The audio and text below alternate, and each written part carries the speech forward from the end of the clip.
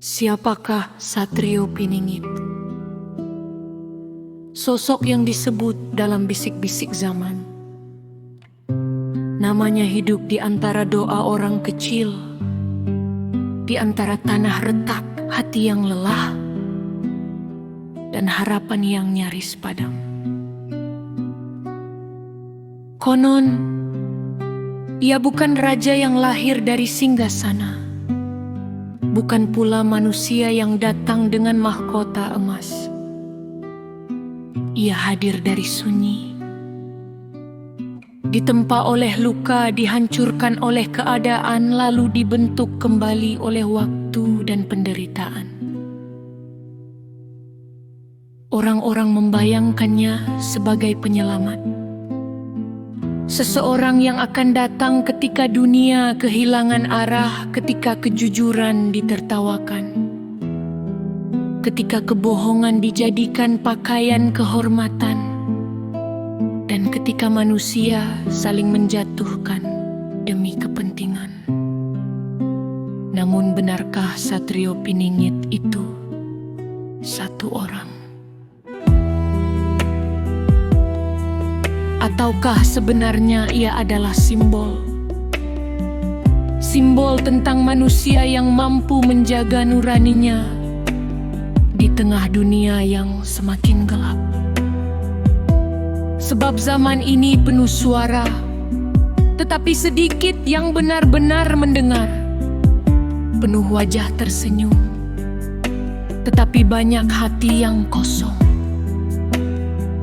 Manusia berlomba terlihat hebat, namun lupa menjadi baik. Mungkin itulah alasan kisah Satrio Piningit terus hidup, karena manusia selalu berharap akan datang seseorang yang mampu mengubah keadaan. Padahal terkadang perubahan dimulai dari diri yang mau memperbaiki dirinya sendiri. Satrio Piningit tidak selalu muncul membawa pedang. Kadang ia hadir sebagai orang biasa, orang yang tetap jujur meski miskin, orang yang tetap sabar meski dihina, orang yang tetap menolong meski dirinya kekurangan.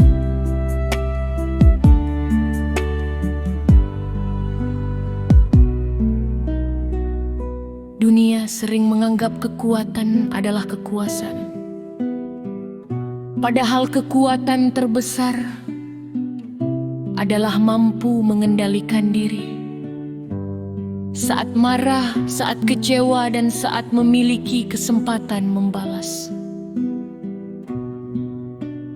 Banyak orang ingin menjadi tokoh besar, tetapi tidak ingin melewati proses besar. Padahal besi tajam lahir dari panas api, dan jiwa yang kuat lahir dari ujian panjang. Satrio Piningit sering dikaitkan dengan ramalan tentang datangnya masa perubahan, tentang runtuhnya kebatilan, tentang bangkitnya keadilan. Tetapi ada satu hal yang sering dilupakan manusia. Keadilan tidak akan turun dari langit jika manusia sendiri masih gemar berbuat zalim. Apa gunanya menunggu penyelamat jika kita masih senang menyakiti sesama? Apa gunanya berharap dunia berubah jika hati kita sendiri belum berubah?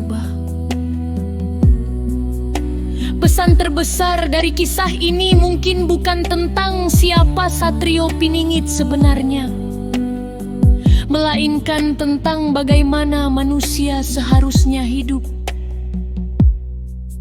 Bahwa hidup bukan hanya soal mencari harta, bukan hanya tentang terkenal dan dipuji banyak orang, karena semua itu bisa hilang dalam satu malam. Yang tersisa hanyalah amal. Cara kita memperlakukan manusia lain jejak yang kita tinggalkan. Lihatlah dunia hari ini. Banyak orang kehilangan arah karena terlalu sibuk mengejar pengakuan. Mereka rela menjadi siapa saja asal diterima oleh dunia. Padahal manusia yang tidak mengenal dirinya sendiri akan mudah dikendalikan oleh keadilan. Satrio Pininggi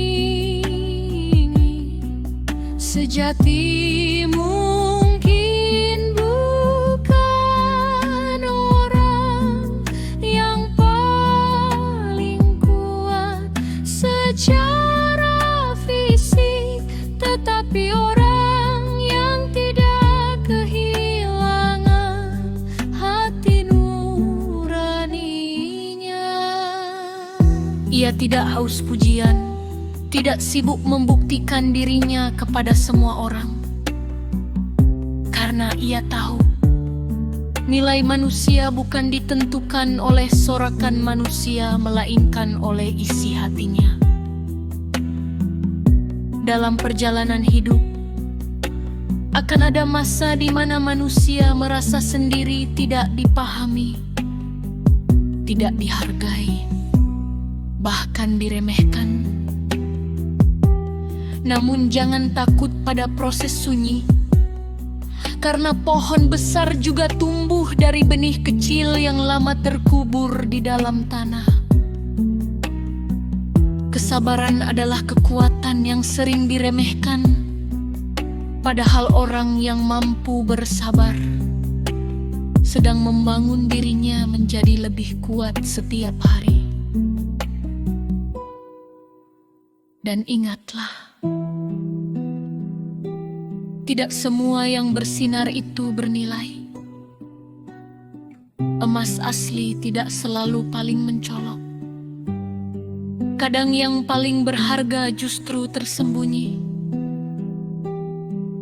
Mungkin itulah makna piningit. Tersembunyi. Tidak semua orang mampu melihatnya.